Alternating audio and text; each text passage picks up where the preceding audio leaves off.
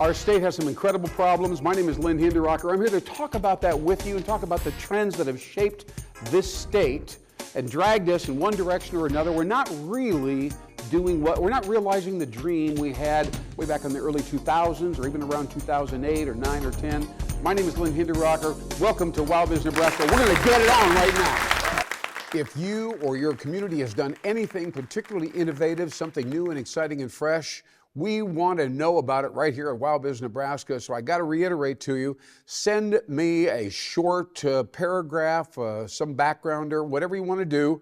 Let me know whether it's North Platte, Norfolk, Wayne, Beatrice, Nebraska City, any of you folks out there in economic development, Chamber of Commerce, business leaders in your community, please send us to lynn@newbraska.com. Lynn, Lynn@newbraska.com. We would be thrilled to talk about your progress and the innovative dimension that you're bringing to your clients and to your community. All right, my name is Lynn Hinderaker. Thank you so much for watching us today.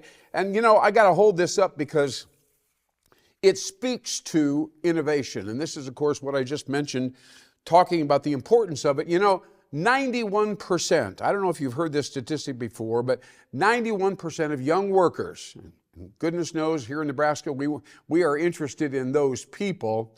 91% say that working for a company or an employer that is innovative, I'll put quotes around that word, is important. But unfortunately, and here comes the bad news, here in Nebraska, we are ranked number 46 out of 50 states. We are ranked number 46 when it comes to innovation. All right, so this is very interesting. And it also, of course, kind of bleeds over into startups and entrepreneurial activity and lending money, funding organizations that are startups and so on. All of that, we are relatively low on the overall charts here in the United States of America. We can't be like that if we want to attract more people to our state. I mean, this is pretty common, pretty straightforward. If we don't succeed, and I'm going to give you an example of not succeeding, if we don't succeed and we want to maintain the same level of quality in our world, we'll call it the good life, if you want to call it that. But if we want to keep that level of lifestyle, we'll just say that, including also roads and schools and all the things wrapped up into, that means taxes have to go up. Again, if we don't have population increases, we've got to get beyond 1.9 million people here in the state of Nebraska. We'd like them to be young professionals, well-educated folks, make a lot of money and pay a lot of taxes, and then we can continue to offer a high-quality lifestyle. But that's very, very difficult. By the way, here's an example of something that just makes me cringe, and I'm not sure if individual community leaders care a lot about this, but this is now going back several months ago, maybe 5 months, 6 months, and the governor and some other people in the educational community here in the state of Nebraska were giving out awards for ACT, scholastic studies, passing all the tests and so on. And a young lady, high schooler, of course, took the ACT, that we'll call them the ACT test, and she scored higher than anybody had ever scored. Absolutely at the very top of the roster of all the young high school students that had taken this particular test. Now, she was honored. She was kind of brought up on the stage, and she had a little plaque or something. She was being awarded, and she said, she was given an opportunity to speak, and she said the following, and by the way, there's a picture of her in the Omaha World Herald saying this very thing, and the headline says something to the effect that brain drain continues, Nebraska continues to fail, something to that effect is the headline. And she basically said, and let me see if I can't paraphrase, she said, I don't think I would be super inspired to come back to Nebraska. She had been up in Minneapolis doing some work over there, I think extra credit stuff and so on, and participating in that community. And she says, Nebraska needs to be more like Minnesota, Minneapolis. This is what she says. She says, now this is the phrase, I wouldn't be super inspired. This is what she said, to return to Nebraska. All right, she felt that Minneapolis was a better place for her to be.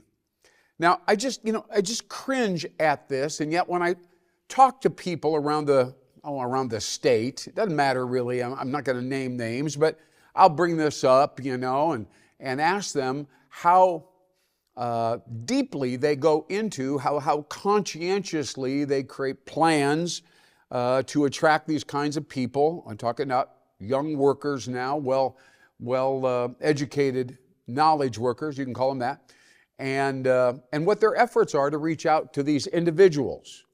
Now, many of them are economic developers, and they already are used to reaching out to companies.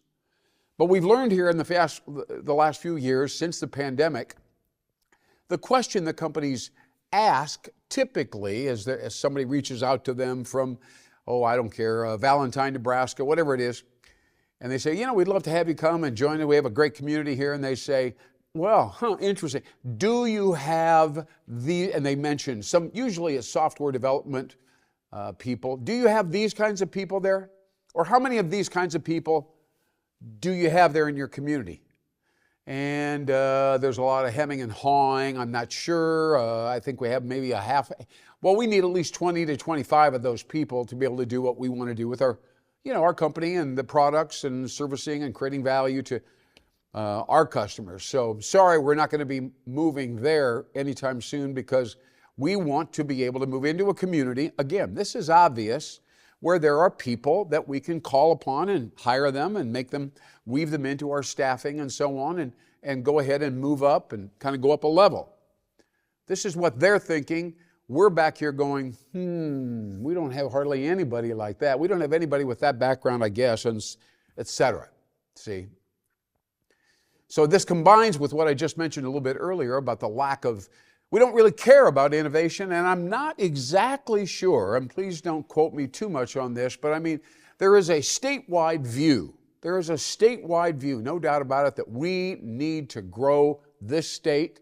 We need to increase population. We need to be more attractive to workers, etc. This is all basic stuff. Everybody's heard this before, but when you talk to individuals across the state and you ask them how much of your effort and time has been focused on, attracting workers.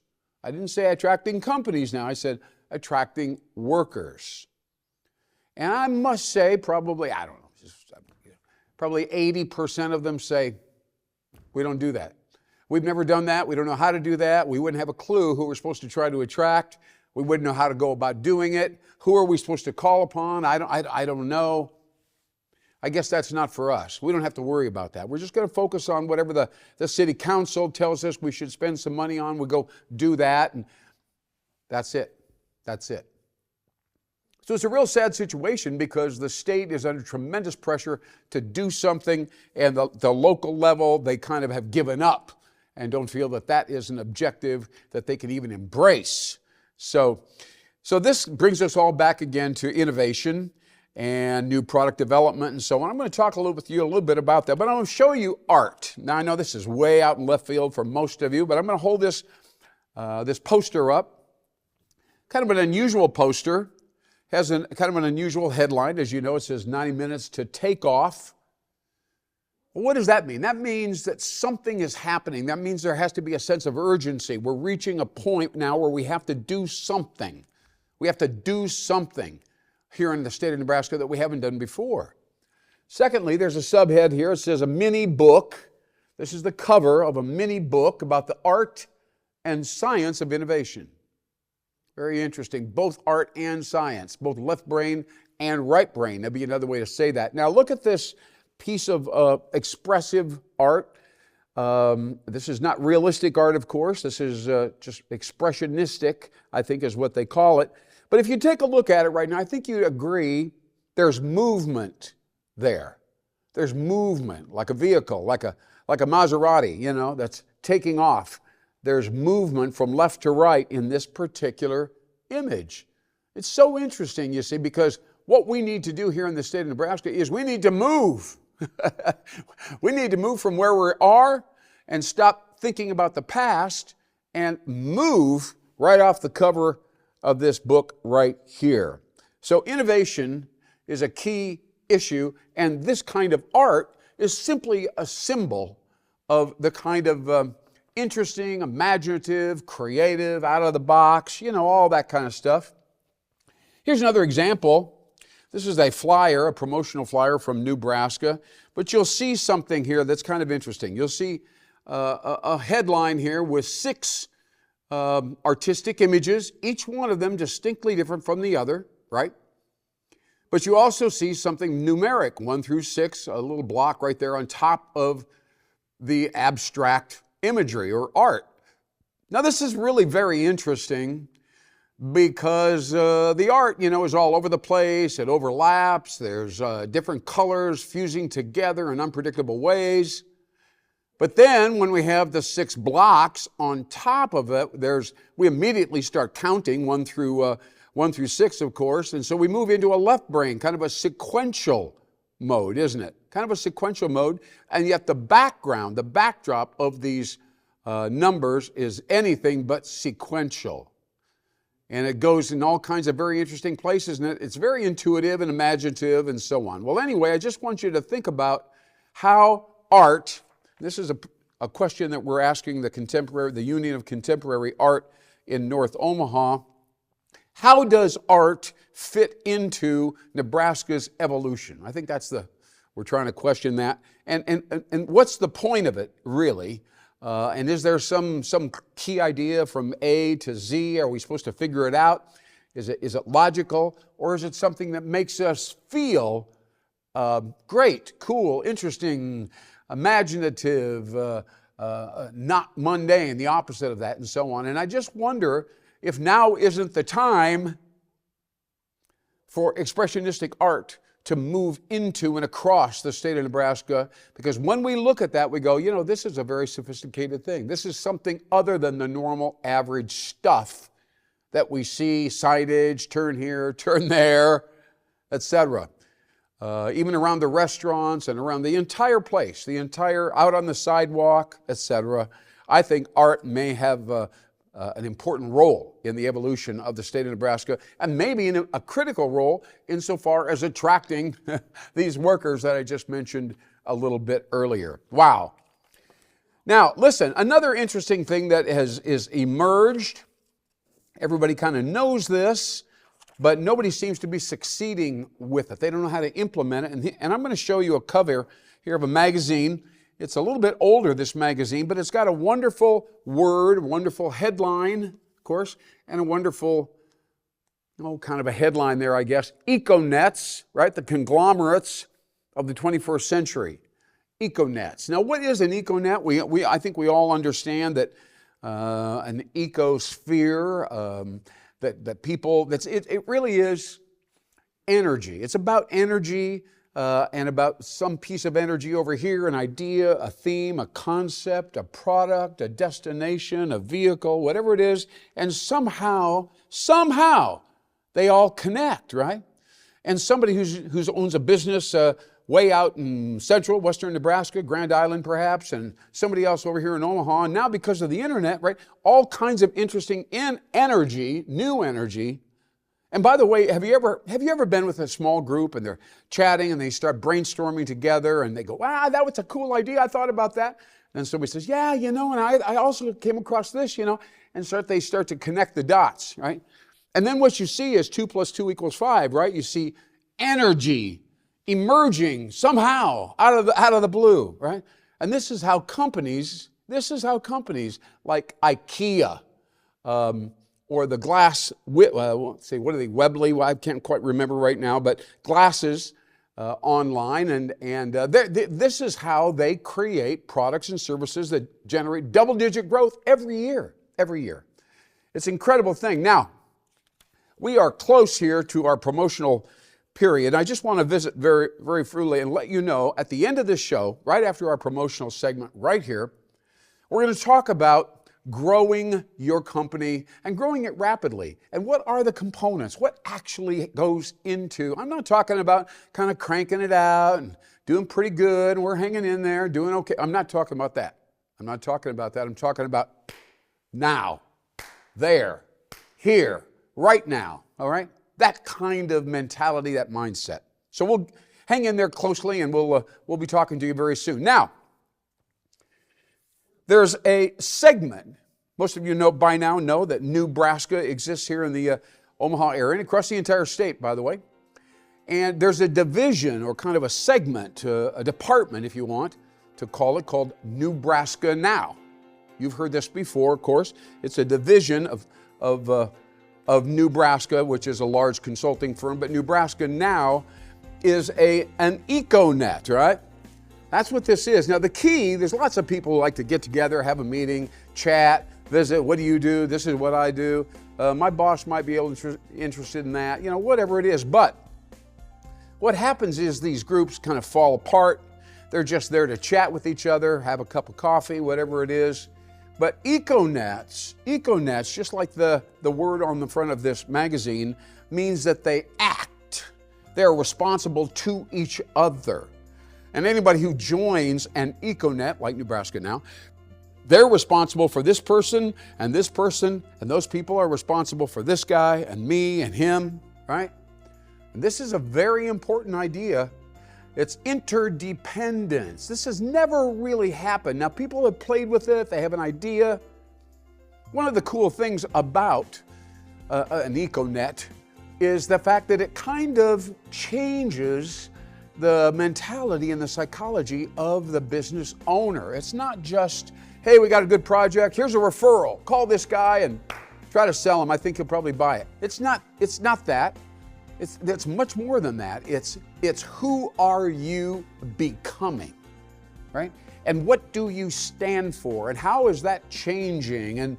And how do you feel about your future? And what is flowing through your mind? Are you talking about the future? Or are you talking about the past? Or can you find a way to just stop and remain and appreciate the moment, right? The moment.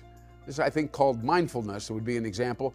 But I just wanted to let you know that if you decide to work with Nebraska Now, you will not only have some great education, business education, ideas, but you will be challenged to transform your overall idea, how you think about your life, and what you're trying to get done, and how you serve others, right? And how you put them before you put your own best interests. All these kinds of things is very, very powerful, and it changes, I'm going to use a word, it changes the consciousness. That's not a word you hear too much on Business Show. It changes the consciousness of the people around you. And that's exactly what we need here in Nebraska in order to attract more people, more activities, more creativity, and more fun and more joy in the meantime. All right. I got carried away, but that's okay. That's okay. My name is Lynn Hinderaker, and we've done this WowBiz Nebraska show for a long time now, about 5 years or more. And we're very happy to have you. We're actually attracting, I think, kind of a market segment now. They're learning that there is a place, there are people that are learning. They can pull out a pen or their computer and they can learn something in 30 minutes or less. And that is a wonderful thing. It just doesn't happen that often, and we appreciate it because our job here, not to brag, not to push things out there that everybody already knows. The idea is create synergy, right? And synergy meaning I'm connecting with this and you're connecting with that, and somehow I see that there's more to it. For instance, think about working with engineers, very smart people. They've done some incredible things. In fact, I'll tell you a story briefly. But what happens is they line up these plans, they follow the plans precisely, they do a good job, they build the bridge, whatever it is. But as they're moving forward, there's something missing. There's something that's not quite right. They are skipping over something. They're forgetting it's not just about the cars that go back and forth on the bridge, but it's also the pedestrian who wants to stop and look over the ocean or whatever it is and really breathe it in, and that moment of freedom and so on. This is not what engineers typically think about. Right? They want functionality. They want to get it from here to there. It's got to be strong, sturdy, get it done, get paid, move on. But there is a piece that they have kind of pushed out of their lives, and they've forgotten that it even exists or that it's important. But the intuition, the imagination, relationships, things that people do when they meet each other on a bridge. I mean, all kinds of interesting things that are not a part of their life. And so if you meet a consultant or a coach or read a book or whatever, somebody has got to go, boom, wow, I never thought about that. It didn't really occur to me. I wouldn't have even thought of that. But I have to admit that is probably a big idea. All right, you get my point. All right, now, I'm going to tell you, say, oh, come on, Lynn, tell me how to grow my company rapidly. I'm going to bang through it now. I've got it right here in front of me, a list of about 10 different general ideas. These are general, but nevertheless, if you haven't done all of these or thought about them, you're missing out. You really are. So here we go with the last portion of our show, WowBiz Nebraska. All right, so right off the bat, the key is to find new markets for the future. Blue ocean strategy, by the way, is another way that people think about this. Find new markets for the future. For instance, to get there, you got to outthink the competition. All right, that's a good one. That's a very important. That's at least one meeting. Create new practices. How do we get from here to there faster, easier, simpler, creating more value? By changing the practice that we utilize in the office. Experiment continually. Now, this is a big one here in Nebraska. A lot of business owners don't think about experimenting on an ongoing basis continuously. It doesn't even occur to them. Focus on tomorrow's customers. Now, we've got AI in our world. We've got climate change that's all around us. There's a lot of things that we could be thinking about, and a lot of people that are already embraced that. They glommed onto it. They figured it out. They're working. They're going down this direction. You're over here. They're going this way. All right. Focus on tomorrow's competitors. That would be really important, because let me tell you, they're thinking about you if you're not thinking about them. Focus on tomorrow's suppliers. Now, this is a big one because supply side has been a big issue since the pandemic. And there are a lot of companies that kind of snuck in and said, you're not getting your components, your nuts and bolts on a regular basis. We make them over here. We'd be happy to maybe work with you on something, And so very interesting. Focus on tomorrow's technologies. You don't need me to tell you about artificial intelligence and the incredible potential that it suggests. It's already being implemented, of course, and abused in some ways, as we know. Build new competencies. Yes. Now, this is really important. You might need an outside consultant to do this, a coach or somebody like that says, look, you guys don't realize the importance of email. So you might want to get a copywriter involved and bring them in for at least a few hours a week and have them take care of that. Or using, you all know by now about audio click. Well, that means you got to have a voice. You got to have somebody who can look at something, kind of improvise and speak for at least 60 seconds into the computer itself, right there into the laptop computer, and say, hey, everybody, we're thinking about doing this. We'd love to see you soon. Come on by, blah, blah, blah, whatever it is, right? Those kinds of people are going to be so important, because there are a lot of people that just get tired of reading this. Yeah, thanks, right?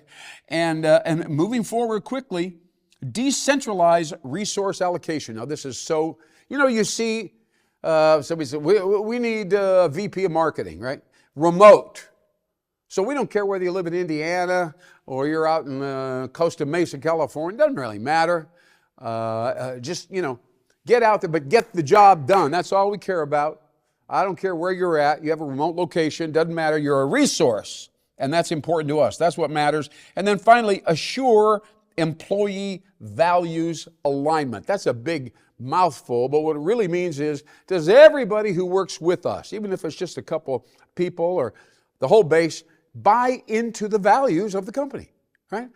Buy into the values. What do we actually believe? How do we practice consistently and do things correctly and in sync with what we agreed upon? Maybe it was a year, 2, 6, 10 years ago. Those are our values. So you better put your thinking cap on and remember, this is the matter of consciousness again, remember that these values are really important, because if you ignore them and something goes wrong, and pretty soon the compromise begins to deteriorate the fabric, the psychological fabric, as well as the departmental fabric, and pretty soon it doesn't mean anything. Doesn't mean anything, right? Some people said, well, we need to think higher purpose. Higher purpose. Wow, how exciting. I mean, what a cool phrase. What is higher purpose? Well, it could be social. It could be some other form of responsibility. Maybe we're contributing to people who need help financially, whatever it is. But there are plenty of opportunities for any company to think at a higher level and embrace higher purpose. I'm not suggesting that's your value system, but I'm letting you know there's lots of opportunities there. And then, of course, once you get into the rhythm of doing that, then you let people know this is what we believe. And bias, if you don't like it, then don't buy us. That's the end of that. All right. So we've talked about art. We've talked about innovation. We've talked about brain drain. I mean, we got a lot going on here in Nebraska and huge potential, but I'm not sure that we are really leveraging our potential right here in the state of Nebraska. I just visited with a prominent senator, chatted with him about a number of these things, and he was clearly surprised at all of these and how we are thinking at the grassroots level about how to pull people together in this political and divisive era, how to pull people in Nebraska so they embrace the whole notion of working together collaboratively. It's awesome. Thank you so much for watching WowBiz Nebraska. I'm Lynn Hinderaker. I'll see you next time right here on WowBiz Nebraska. Thanks for watching. Talk to you soon.